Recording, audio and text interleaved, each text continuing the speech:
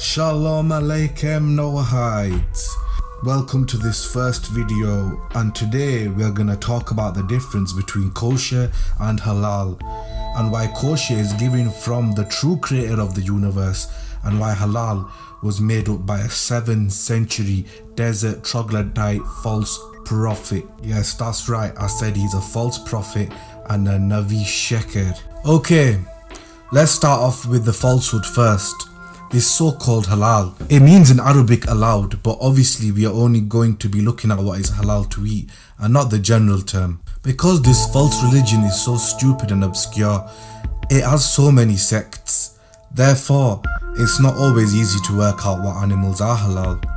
But we will stick to general Sunni Islamic rules. The basic guidelines are animals that have been clearly and explicitly prohibited in the Quran are not halal, such as swine, donkeys and snakes.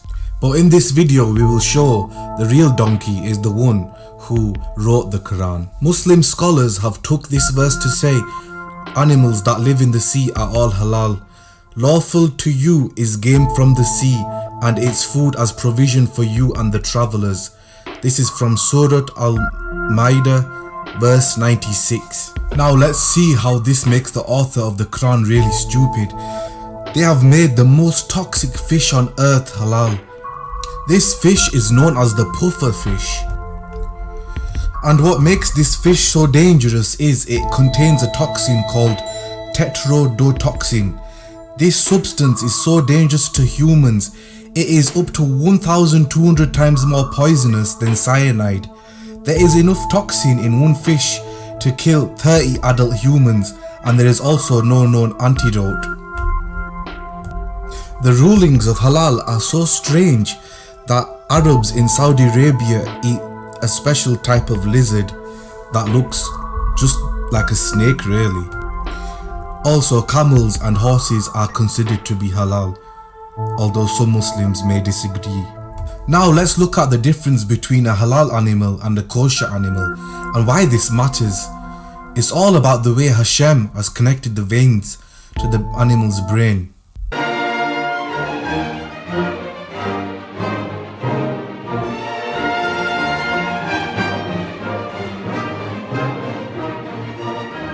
Hashem said that how are you going to know if this animal is pure? It says it has to have two signs. It has to have split hooves.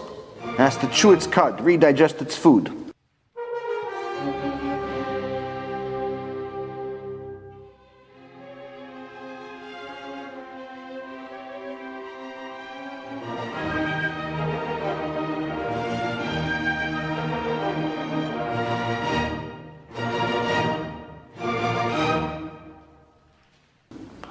You can have approximately 10 different animals that he lists, a little bit more than 10 animals that actually have 10 species that have these two signs. The rest of the animals in the world will not have any sign. It's either 2 or nothing, except 4. There are 4 animals that have one sign. The pig, the herynx, the rabbit, and the camel. 4 animals. 4 animals only have one of the 2 signs. Every other animal either has 2 signs, which means it's kosher, and the rest of the animals in the world have nothing.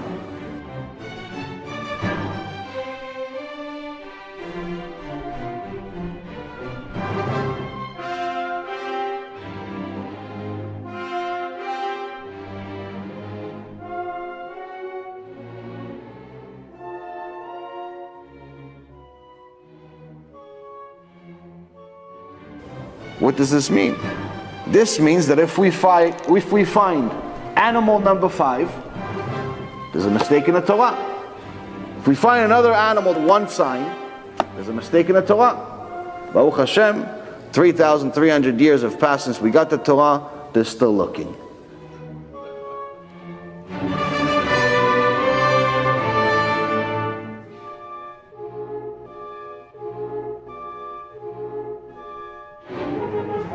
Another interesting thing that Hashem said about the animals, about kosher animals, that we didn't talk about in the last shiur, is that He wanted us to identify the kosher animal from the outside because that's easy for us to know, easier for us to identify. But there's also internal signs inside the animals. Now, according to Judaism, in order for an animal to be allowed for us, to be permitted for us to eat them, they have to be slaughtered in a kosher way. And slaughtered in a kosher way means that the animal cannot suffer, even for 1 second. Now, if you look at a slaughter from the outside and you're not familiar with slaughtering, slaughtering looks really horrendous. It doesn't look like it's not painful, but it's actually scientific proof that it's not painful.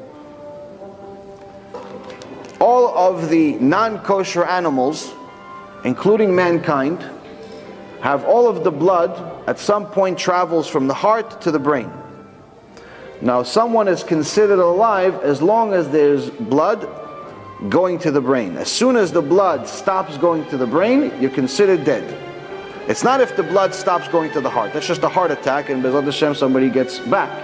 But as soon as there's no longer any more blood going to the brain, you're considered clinically dead. So now, as soon as we disconnect the blood from the brain of the animal's officially dead. Meaning that it's no longer functioning, it dies within a matter of less than a second. Now, all of the animals have 2 veins that connect to the brain. On the bottom of their neck and on the top of their neck. Which means that regardless of, let's say for example, if this is the head of a horse, that means that there will be a vein on the bottom and a vein on the top.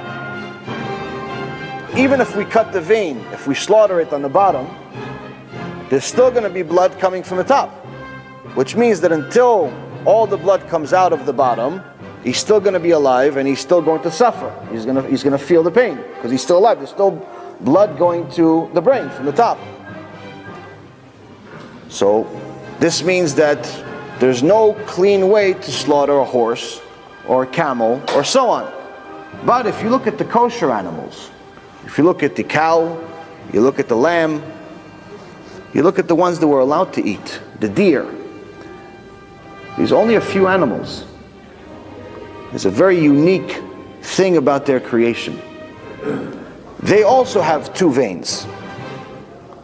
But right before they get to the brain, both of the veins connect and become a single vein. Which means that when the rabbi slaughters the animal, he's only cutting 1 vein, and by the time the remaining blood goes from the end of the vein, from where you cut, to the brain, the animal is already dead. Which means that scientifically, it has never felt pain. If the animal feels pain, it's no longer kosher. So again, this is something that we wouldn't have known 3,300 years ago, unless God told us. And Hashem is telling us that if we have this kosher food, then we can learn His Torah, then we can connect to Him. Now let's take a look at what Hashem has told us about fish and how this amazing miracle proves that Hashem is the only God of the universe and there is no such thing as Allah. Now, I'm going to prove to you that this book, that I'm claiming that it's the book of God, is for sure the book of God. I'm going to prove it to you in a few minutes. How am I going to prove it to you? Now you're going to see. The written Torah said to the Jews, everything you're going to eat from the ocean, you need to check 2 things before you eat it. If it have fins and scales, it's kosher. So now, we went fishing somewhere in a lake. We caught a fish. We see that the fish is smooth, it doesn't have any scales. You can scratch it, nothing falls. We know right away this fish is not kosher, but we don't know the fish, we never saw it before. How do we know it's not kosher? It doesn't have scales. The Torah says fins and scales. 2 witnesses to say that it's kosher. Fins and scales. If the fish or anything you took out of the ocean doesn't have fins and scales, don't touch it. It's not kosher.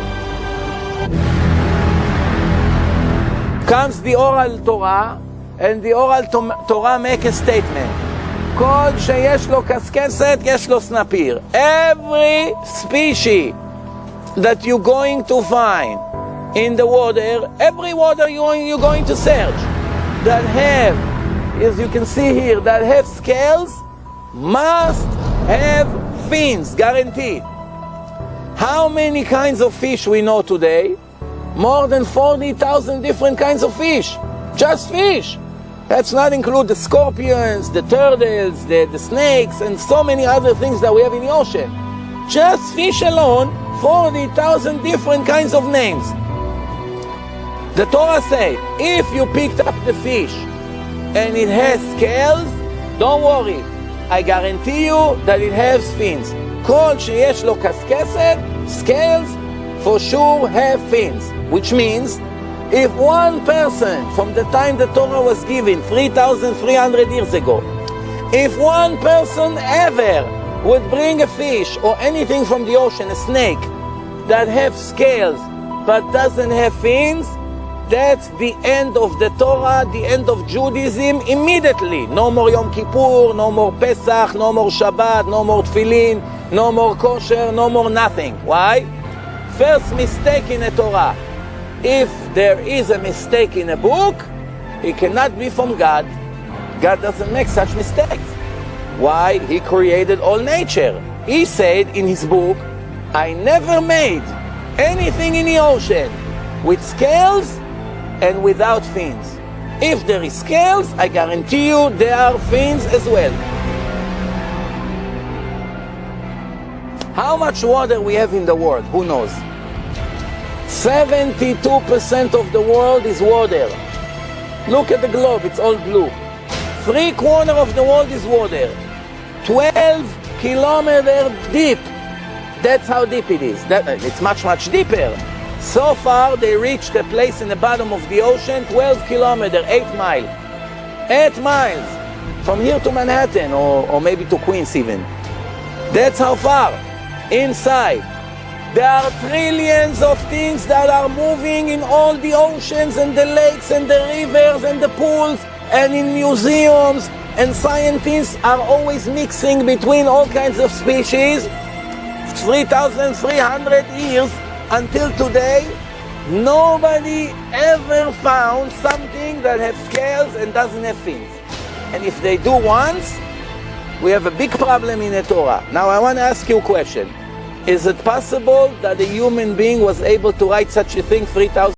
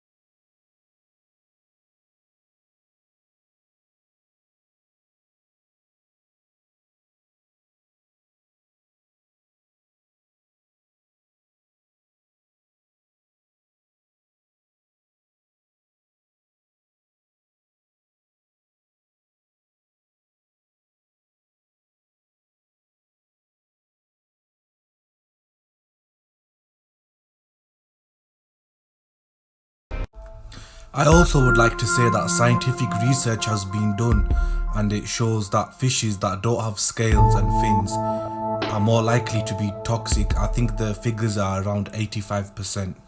I will include a link in the description box with the reference. Thank you for watching this video. If you enjoyed it, please like and subscribe.